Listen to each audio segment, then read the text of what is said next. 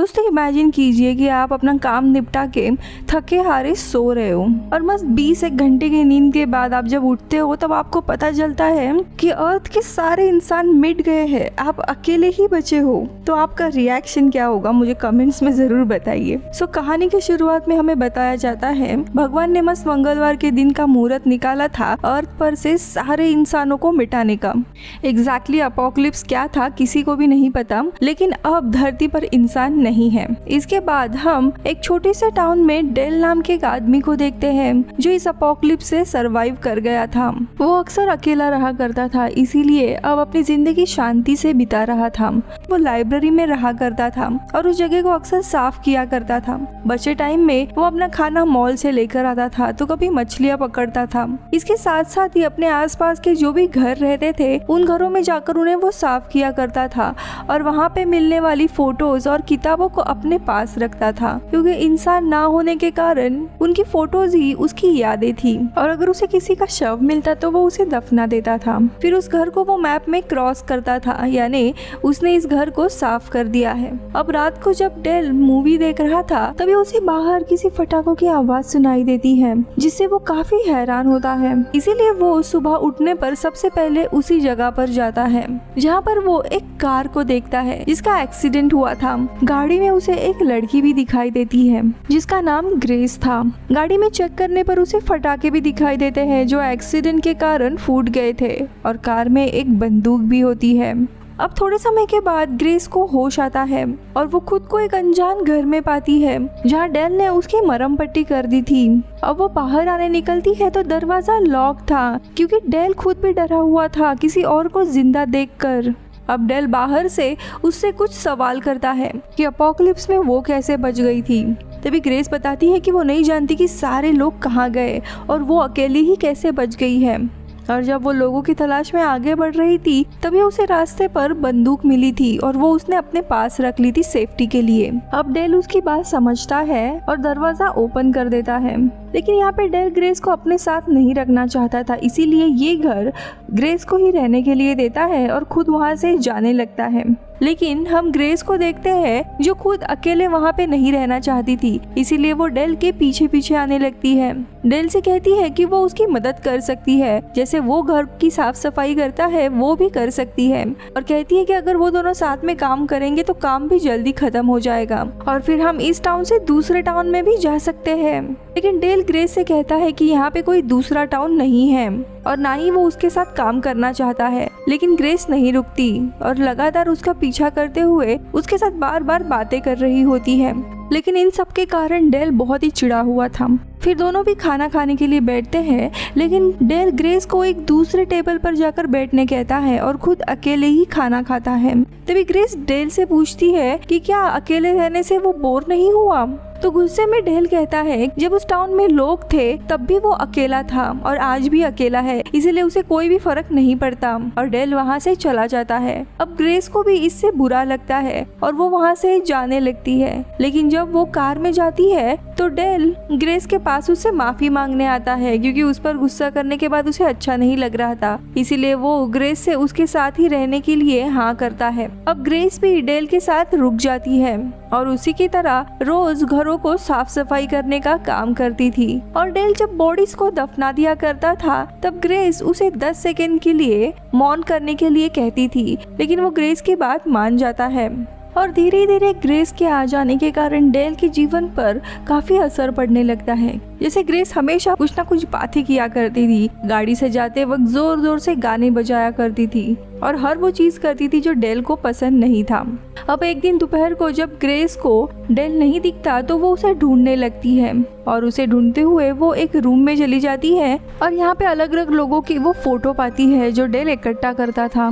इसके बाद grace bicycle से बाहर घूमने के लिए जाती है। तभी एक जगह से निकलते हुए उसे एक घर से कोई आवाजें सुनाई देने लगती है। तब उसे वहाँ पे एक डॉग मिलता है जिसे देखकर वो काफी खुश होती है और उसे अपने साथ लाइब्रेरी लेकर आती है। लेकिन डेल इसके ऊपर कुछ रिएक्ट नहीं करता और दोनों भी उसे डॉग बुलाने लगते हैं क्योंकि वे लोग नाम डिसाइड नहीं कर पाते। ऐसे ही कुछ दिन बीत जाते हैं। डेल को भी ग्रेस की आदत हो गई थी और वो उससे काफी अच्छे से बात किया करता था।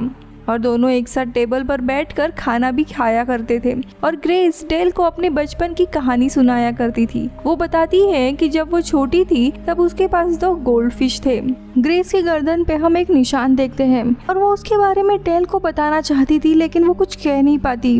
अब ऐसे ही एक दिन वे लोग देखते हैं कि उनका डॉग सारी किताबें फाड़ रहा था और ग्रेस रूम साफ करने जाती है तो वही डेल डॉग को रोकने के लिए जाता है, लेकिन उसी समय अचानक से वो डॉग डेल को काट लेता है। अब थोड़े समय के बाद ग्रेस उसके टांके लगाती है और उसका इलाज करती है, लेकिन अगले दिन डॉग गायब था।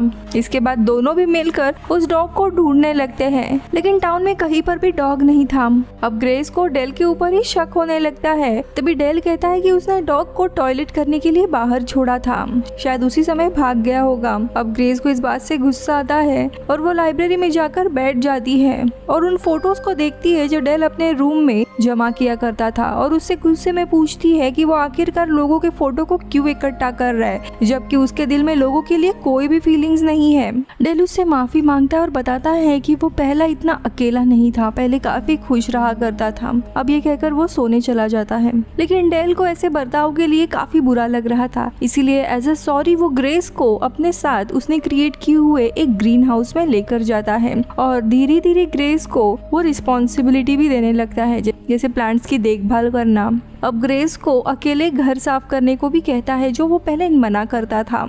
और धीरे धीरे अब डेल का रूटीन बदल चुका था, क्योंकि ग्रेस अब उसकी मदद किया करती थी। अब इसी दरम्यान ग्रेस को एक घर में वॉकी टॉकी भी मिलता है, जिसके जरिए वो डेल के साथ कांटेक्ट में रहती थी। अब एक दिन ग्रेस एक घर साफ सफाई करने जाती है, जो कि मैप में नहीं था, लेकिन तभी दौड़ते हुए डेल उसके पास आता है और कहता है कि उसे ये घर साफ नहीं करना है। और तभी ग्रेस को पता चलता है कि ये खुद डेल का ही घर था।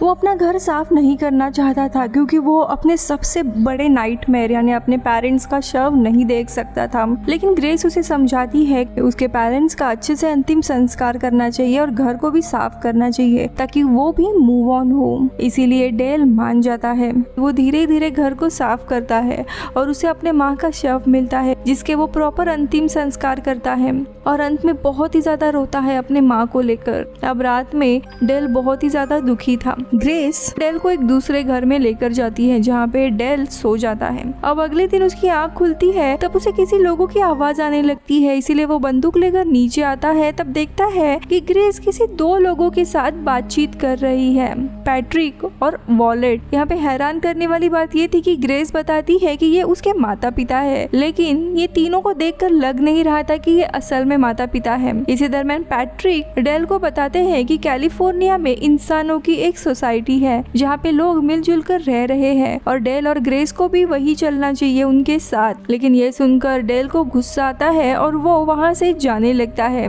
लेकिन उसके पीछे पीछे ग्रेस भी आती है और उसे बताती है कि वो उसके असली माता पिता नहीं है, वो उन्हें अपना गार्डियन समझती है। लेकिन डेल वहाँ से चला जाता है।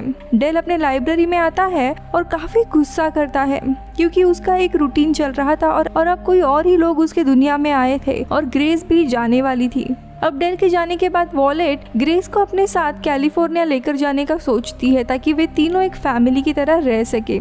अब यहाँ से निकलने से पहले पैट्रिक एक बार फिर से डेल के पास आता है और उसे कैलिफोर्निया चलने को कहता है, लेकिन डेल मना करता है। इसीलिए पैट्रिक एक बुक पर अपना एड्रेस लिख देता है कैलिफोर्निया का।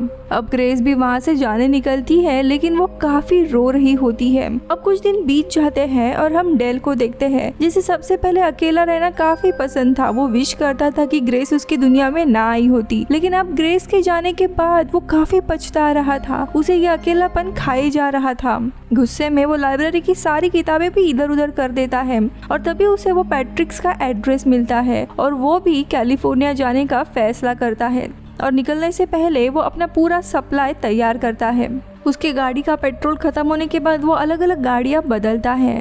अब रात के समय कैलिफोर्निया पहुंचता है और देखता है वहाँ पे पूरी सिटी लाइट से जगमगा रही है, यानी कि यहाँ पे लोग रह रहे थे। अब वो रात होने का इंतजार करता है ताकि ग्रेस से मिल सके। अब रात के समय वो उसके रूम में जाता है और ग्रेस को एक बहुत ही बड़ी मेडिकल मशीन से कनेक्टेड पाता है और उसे समझ आता है कि इस मशीन के जरिए लोग ग्रेस की सारी पुरानी मेमोरीज मिटाना चाहते हैं, जिसमें अपोकलिप्स और सारे लोगों की डेथ हुई थी। अगर वो मेमोरीज ही नहीं रही तो उसे कोई खात्मा नहीं होगा और वो एक नई अच्छी जिंदगी बिता सकती है।